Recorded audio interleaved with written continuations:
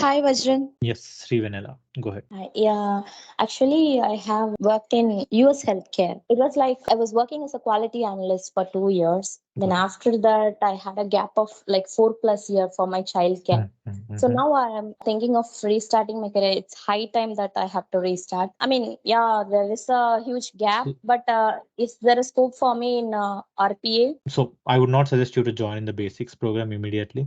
First, take the test. Since you have completed the certification directly, you will be able to understand the project concepts, though you will struggle in the beginning. So start with it. And having a career gap, this is normal for a female candidate, or I would say a woman who should take other activities along with the career into a main perspective or main goal. And organizations are there to respect it. But again, people will be hiring members who are ready to work. So you should be able to show them or in the interview that you are having that capability of working in this organization or in any organization and you have the technical exposure and technical knowledge. If you are able to prove it, that career gap will not come into picture.